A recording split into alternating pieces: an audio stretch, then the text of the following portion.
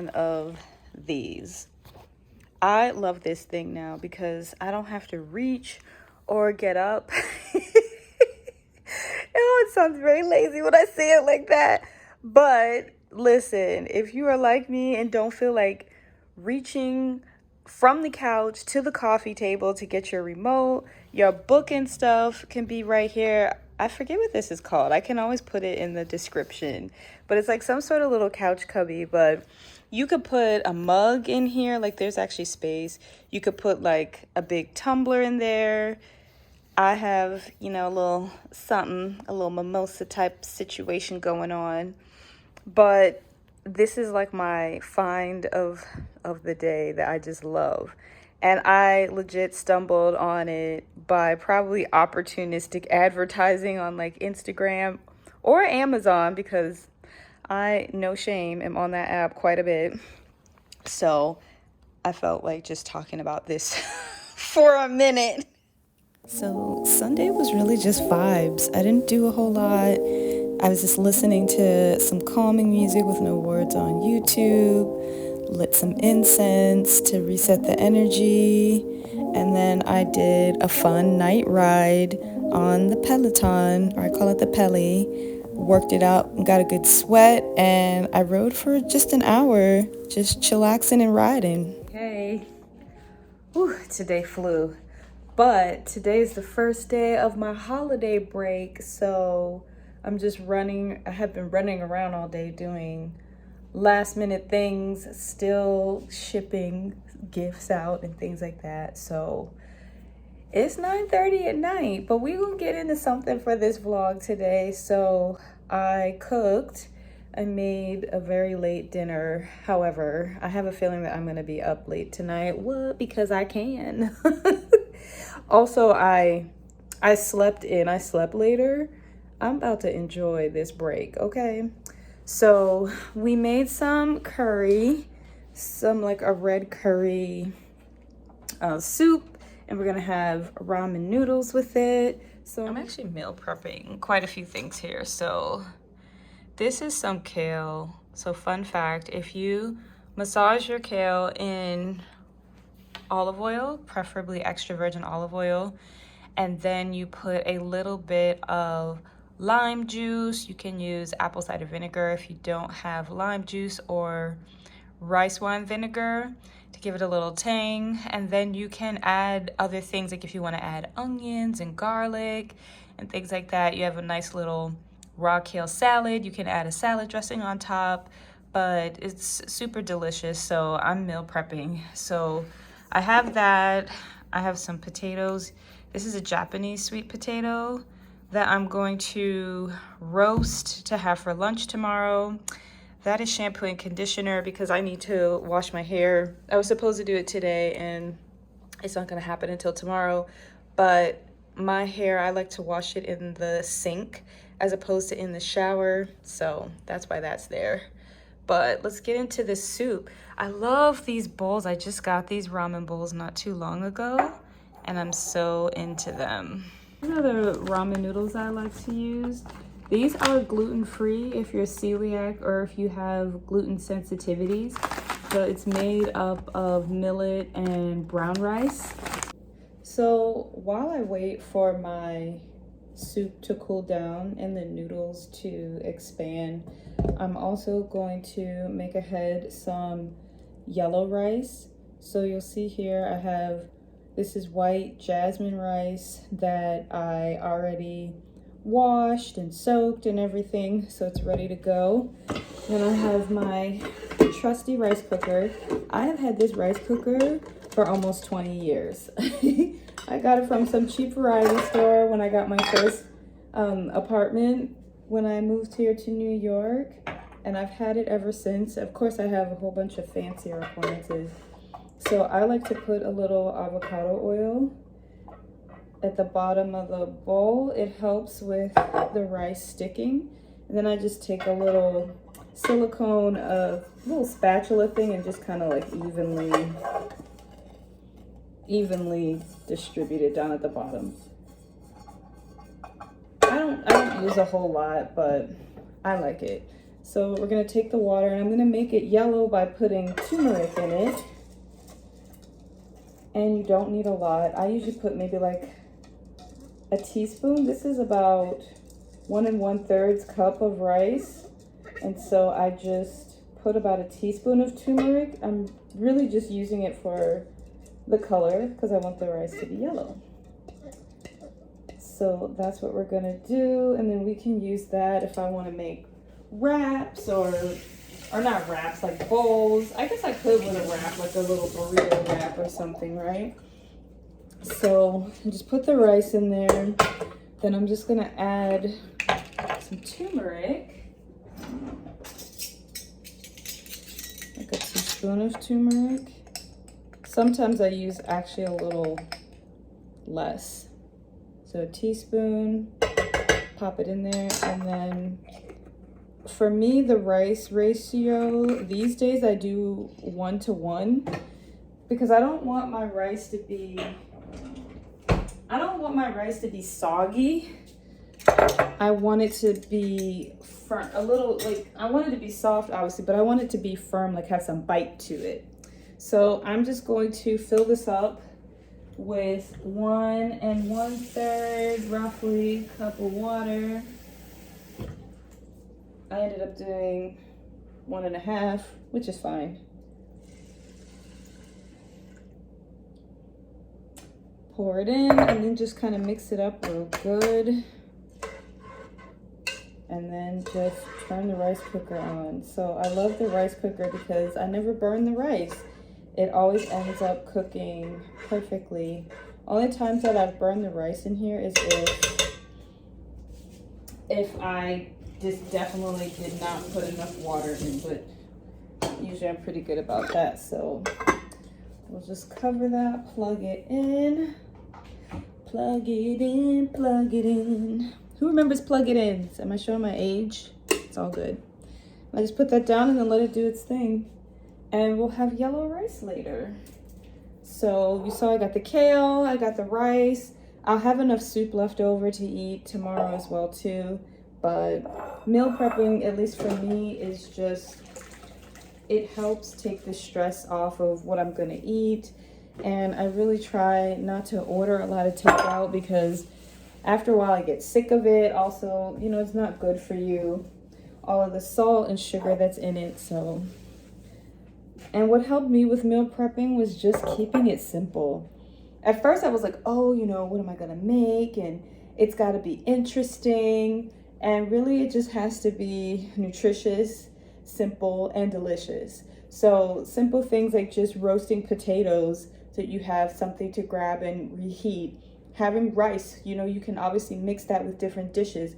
If I wanna do stir fry later in the week, I can. If I wanna make a little burrito bowl using some of this rice and, you know, reheat some beans or something, I can. So I just try to make it as simple as possible. Some people like to have like a menu and maybe they meal prep kind of the same things for like a month, you know, and then when they get tired of it, they have a new menu. So everybody does what works for them, but you know, make it yours. It works for me. So okay, it's still really hot. It takes a while for this to cool down. One thing I will say, when you are eating anything with red curry in it, if you know that you eat like a 5-year-old, do not wear red colors or do not wear light colors when you eat anything that has red curry in it because it can get on your clothes and it can be hard to get it out. So here's what it's looking like, my ramen. Oh, it's so good. I've already burnt my tongue trying to eat it, so I just have to let it cool off a little bit longer. Let it cool down just a touch longer and eat it because it's already late. It's now 10 o'clock and I'm just now eating dinner, but I'm on vacation. I'm on vacation. Okay, okay, okay. I think when haywire, I guess we crash landed. Oh, will you please shut the fuck up?